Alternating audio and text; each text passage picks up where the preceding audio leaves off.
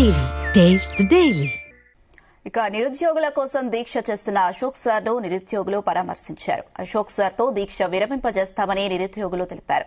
తమ కోసం పోరాడుతున్న అశోక్ సార్ తో కలిసి ఆర్టీసీ క్రాస్ రోడ్ లో ధర్నాకు చేస్తామన్నారు. ఇప్పటికైనా ప్రభుత్వం స్పందించకుంటే పెద్ద ఎత్తున ఉద్యమిస్తామని హెచ్చరించారు.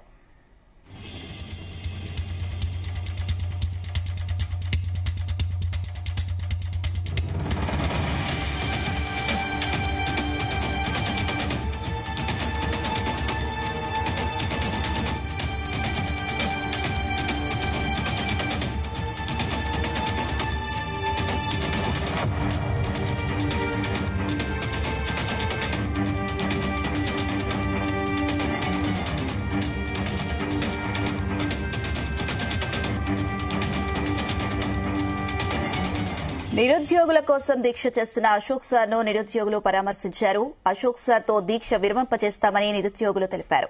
తమ కోసం పోరాడుతున్న అశోక్ సార్ తో కలిసి ఆర్టీసీ క్రాస్ రోడ్ లో ధర్నా చేస్తామన్నారు.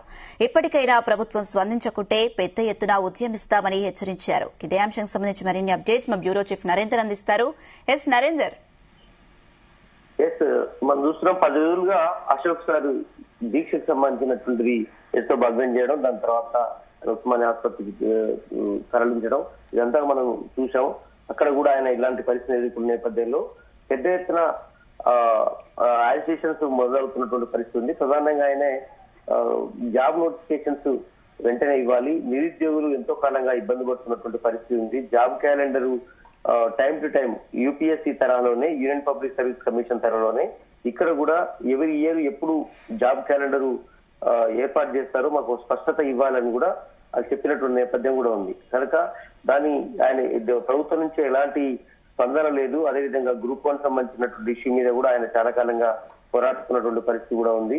ప్రధానంగా హైకోర్టు మొన్న అర్ధరాత్రి ఇచ్చినటువంటి ఏదైతే డివిజన్ బెంచ్ సంబంధించినటువంటి ఉందో దీనికి సంబంధించి వెంటనే ప్రభుత్వం కూడా చకచక ఉద్యోగాలు నింపే ప్రయత్నం చేస్తుండడం, దానికి సంబంధించిన క్లియరెన్స్ కూడా ఇవ్వడం, ఇది కూడా ఖచ్చితంగా అగ్గిరాజేస్తున్నటువంటి పరిస్థితి కూడా ఉంది. ఖచ్చితంగా అది సుప్రీంకోర్టుకు వెళ్ళడమా లేదంటే పూర్తి స్థాయి డివిజన్ రిపోర్ట్ రాలేదు కాబట్టి దీని భవిష్యత్ కార్యాచరణ మీద కూడా ఇప్పటికే నిరుద్యోగులు దీని మీద ఆలోచన చేస్తున్నటువంటి పరిస్థితి. అయితే అంత ఆగమయోగం మీద రాష్ట్ర ప్రభుత్వం ఎందుకు ఆ జాబ్ సంబంధించినటువంటి విడుదల చేశారు అని కూడా విమర్శ వస్తున్నటువంటి నేపథ్యం అయింది. మొత్తానికి 10 రోజుల నుంచి అశోక్ సార్ నిరుద్యోగ దీక్షకు సంబంధించినటువంటి చేస్తున్న నేపథ్యం, ఆయన ఆరోగ్యం ఇస్తున్నటువంటి నేపథ్యంలో పెద్ద ఎత్తున నిరుద్యోగులు కూడా రోడ్డుపైకి వచ్చినటువంటి పరిస్థితి ఉంది. ఆయనకు సంఘీభావం చెబుతున్నారు.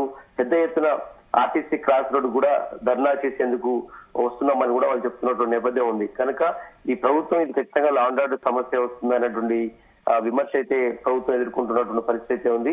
ఆర్టీసీ క్రాస్ రోడ్ లో మరి కాసేపట్లో ధర్నాకు పెద్ద ఎత్తున నిరుద్యోగం, ఎందుకంటే RTC cross road, Ashok Nagar ఆ ఏరియా మొత్తం కూడా ముఖ్యంగా కోచింగ్ సెంటర్లకు అడ్డాగా ఉంటుంది. అక్కడ వేలాది మంది, అక్కడ చాలా మంది ఇక్కడ కోచింగ్ తీసుకుంటున్నట్టు పడుతుంది. అక్కడే లైబ్రరీ కూడా ఉంది.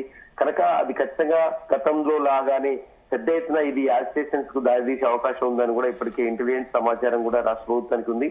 కనుక మరి కాసేపట్లో చాలా మంది అక్కడికి వచ్చి నిరసన కార్యక్రమాలు చేయాలి, మద్దతు తెలపాలి అని అశోక్ సార్ అనేటువంటి ఆలోచనతో ముందుకెళ్తున్న నేపథ్యంలో ఇది ఖచ్చితంగా రాష్ట్ర ప్రభుత్వం సీరియస్ గా తీసుకోవాల్సిన అవసరం ఉందని కూడా ఇప్పటికీ ప్రతిపక్షాలు, ముఖ్యంగా బీఆర్ఎస్ పార్టీ కానీ అదేవిధంగా ప్రజా సంఘాలకు సంబంధించినటువంటి వాళ్ళు, బీసీ మేధావులు కావచ్చు, ఇట్లా చాలా మంది కూడా ఆయనకు మద్దతు తెలుపుతున్నటువంటి పరిస్థితి అయితే ఉంది. ఇప్పటికే చాలా మంది ఆయనను పరామర్శించినటువంటి పరిస్థితి మనం చూసాం. మొత్తానికైతే ఇది గతంలో లాగానే, ఎందుకంటే మనం చూసాం అప్పుడు గ్రూప్ 1 సంబంధించినటువంటి ఇష్యూలో పెద్ద ఎత్తున ఆయన మద్దతు పలికి అక్కడ దీక్ష చేసినటువంటి పరిస్థితి చూసాం. కనుక అప్పుడు అరెస్ట్ కావడం, దాని తర్వాత బండి సంజయ్ వెళ్ళడం, కేటీఆర్ కూడా వెళ్ళి, వీళ్ళందరూ కూడా వెళ్ళి ఆయనకు మద్దతు తెలపడంతో పాటు ఆ గ్రూప్ 1 విషయంలో పెద్ద ఎత్తున పోరాడినటువంటి పరిస్థితి ఉంది. సచివాలయం దగ్గర కూడా ఆనాడు పెద్ద ఎత్తున ముట్టడికి వచ్చిన నేపథ్యంలో పోలీసులు కూడా లాఠీ చార్జ్ చేయడం, అక్కడి నుంచి పెద్ద ర్యాలీగా వచ్చినటువంటి మనం ఉదాంతంగా చూసాం. దాని తర్వాత గ్రూప్ 1 ఎన్నికలకు నిర్వహించడం, దాని తర్వాత అది రిజల్ట్ విషయంలో కొంత గందరగోళం వచ్చినటువంటి నేపథ్యం కూడా మనం చూసాం.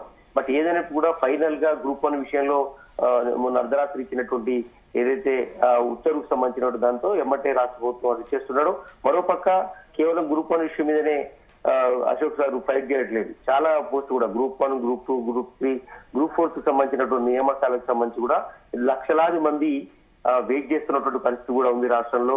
కాంగ్రెస్ ప్రభుత్వం కామారెడ్డి డిక్లరేషన్ లో బీసీల అంశంతో పాటు నిరుద్యోగులకు సంబంధించినటువంటి అంశం మీద కూడా ఆయన సీఎం రేవంత్ రెడ్డి ఆనాడు పిసిసి అధ్యక్షుడుగా ఉన్నప్పుడు హామీలు ఇచ్చారు.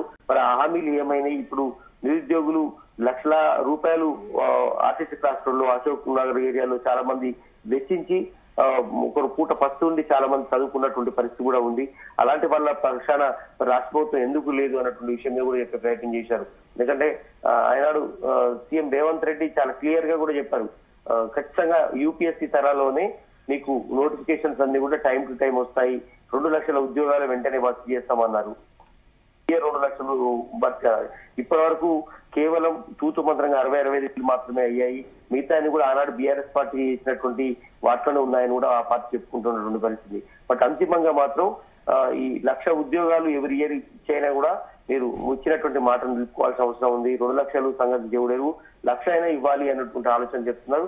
కనుక వచ్చి 2 సంవత్సరాలు దాదాపు కావస్తున్నటువంటి నేపథ్యంలో ఇప్పటి వరకు కేవలం 65,000, 70,000 కూడా ఇవ్వని పరిస్థితి కూడా ఉంది. అన్ని రకాల ఉద్యోగాలు, అందులో పోలీసు సంబంధించినటువంటి నియామకాలు ఎక్కువగా ఉన్నాయి. మిగతా డిపార్ట్మెంట్ల పరిస్థితి ఏందని కూడా ఆరోపణలు చేస్తున్నటువంటి పరిస్థితి అయితే ఉంది నిరుద్యోగులు. బట్ ఏదైనా కూడా అశోక్ సార్ చేస్తున్నటువంటి ఏదైతే దీక్షకు సంబంధించినటువంటి మొత్తం వెల్లువెత్తిన రాష్ట్ర వ్యాప్తంగా అన్ని సంఘాల నుంచి మద్దతు వస్తున్నటువంటి పరిస్థితి.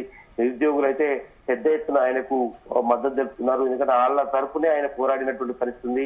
చాలా ఆనెస్ట్ గా ఆయన కోచింగ్ నిర్వహించేటప్పుడు కానీ ఆయన తక్కువ ఫీజుతో కేవలం కొద్దిపాటి అమౌంట్ తోనే ఆయన చాలా మందికి, వేలాది మందికి కోచింగ్ ఇచ్చినటువంటి పరిస్థితి కూడా మనం చూసాం మరి చాలా సెంటర్ల దగ్గర. బట్ అలాంటి పరిస్థితిలో ఆయనకు అందరు మద్దతు ఇవ్వాలని అయితే అన్ని పక్షాల వాళ్ళు కూడా వెళ్ళి ప్రదర్శించడం, ఇప్పుడు నిరుద్యోగులు కూడా పెద్ద ఎత్తున ఆర్టీసీ క్లాసుల దగ్గర ధర్నా చేస్తామని చెప్తున్నటువంటి నేపథ్యంలో ఇది ఖచ్చితంగా ఇది లా అండ్ ఆర్డర్ కు సమస్య వచ్చే అవకాశం ఉందని కూడా ఇప్పటికే ప్రజా సంఘాలు చెప్తున్నాయి. బట్ దీన్ని దృష్టిలో పెట్టుకుని ఆయన చేస్తున్నటువంటి డిమాండ్ల మీద ప్రభుత్వం స్పందించాలి, ముఖ్యమంత్రి నేరుగా స్పందించి దీని మీద ఒక ప్రకటన చేయాలని కూడా డిమాండ్ చేస్తున్నటువంటి పరిస్థితి అయితే ఉంది. నరేందర్, అయితే మనం చూసుకున్నట్టయితే నిరుద్యోగుల కోసం పోరాడుతున్న అశోక్ సార్ తో కలిసి ఆర్టీసీ క్రాస్ రోడ్ లో ధర్నా చేస్తామంటున్నారు నిరుద్యోగులు. మరి ఇప్పటికైనా ప్రభుత్వం స్పందించకుంటే పెద్ద ఎత్తున ఉద్యమిస్తామని కూడా చెప్తున్నారు. మరి దీనిపైన ప్రభుత్వం ఏ విధంగా స్పందించే అవకాశం ఉంది? అందుకనే ప్రతి pin to pin last 10 days నుంచి కూడా రాష్ట్ర ప్రభుత్వం అబ్జర్వ్ చేస్తుంది. ఎందుకంటే ఇది లా అండ్ ఆర్డర్ సమస్యగా మారే అవకాశం ఉంటుందా అనేది కూడా చూసే అవకాశం కనిపిస్తుంది. ఎందుకంటే ఇప్పుడు ఆర్టీసీ క్రాస్ రోడ్ లో కనుక భారీగా జనాలు కనుక అక్కడికి పెద్ద ఎత్తున సాధారణ జనాలు కూడా రెగ్యులర్ గా అక్కడ తిరుగుతుంటారు. నిరుద్యోగులు కూడా వేలాది మంది కనుక అక్కడికి వస్తే ఖచ్చితంగా బైఠాయిస్తారు నేల మీద.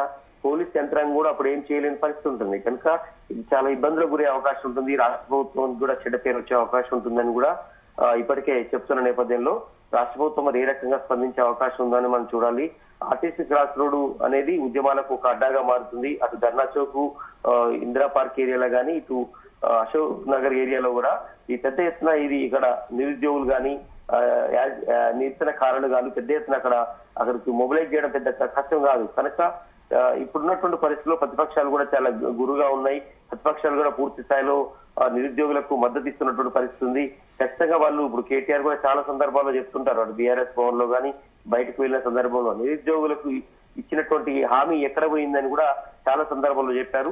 మేము ఇచ్చినటువంటి ఉద్యోగాలకు నియామక పత్రాలు కేవలం రేవంత్ రెడ్డి ఇస్తున్నారు తప్ప ఎక్కడ కొత్త నోటిఫికేషన్ ఒకటి ఇచ్చాడో చెప్పండి అని కూడా ప్రతిపక్షాలు చెప్తున్నాయి. బీజేపీ కూడా అదే రకమైనటువంటి చెప్తున్న నేపథ్యంలో ఇప్పుడు ఖచ్చితంగా గ్రూప్ 1 ఇష్యూ కూడా ఇప్పుడు మరింతగా అగ్గిరాజేసినటువంటి పరిస్థితి అయితే ఉంది. ఇది ప్రభుత్వం మాత్రం ఇది మా విజయం అని చెప్తున్నటువంటి నేపథ్యం ఉన్నప్పటికీ కూడా ఇది నిరుద్యోగులు మాత్రం ఈ అంశం మీద చాలా సీరియస్ గా ఉంది. ఈ మధ్య కాలంలో రౌండ్ టేబుల్ సమావేశం కూడా నిరుద్యోగులు నిర్వహిస్తే దాన్ని భగ్నం చేశారని కూడా బీఆర్ఎస్ విద్యార్థి సంఘం వాళ్ళు గట్టిగానే ఆరోపణ చేశారు. చాలా మంది కూడా అక్కడికి వచ్చి ఆనాడు ఆరోపణ చేసినటువంటి పరిస్థితి కూడా ఉంది. బట్ ఏదైనా కూడా ఇది ఆర్టీసీ క్రాస్ రోడ్ దగ్గర జరగబోతున్నటువంటి ఈ నిరసన కార్యక్రమం కనుక పెద్ద ఎత్తున జరిగితే ఇది రాష్ట్ర ప్రభుత్వానికి మరింత చెడ్డపేరు అవకాశం ఉంటుంది. అది లా అండ్ ఆర్డర్ సమస్యకు వచ్చే అవకాశం ఉంటుందని కూడా చెప్తున్నారు. అశోక్ సార్కి మాత్రం పెద్ద ఎత్తున దీక్ష విరమింపజేస్తామని కూడా నిరుద్యోగులు వస్తున్నటువంటి పరిస్థితి ఉంది. అదే సమయంలో అక్కడ మేము కూడా ధర్నాకు దిగుతామని కూడా చెప్పిన నేపథ్యం ఇది ఖచ్చితంగా రాష్ట్ర ప్రభుత్వం కొంత పరిశీలిస్తుంది. ఈ అంశం మీద ఒక ప్రకటన చేసే అవకాశం అయితే కనిపిస్తుంది. Right Narender, thank you.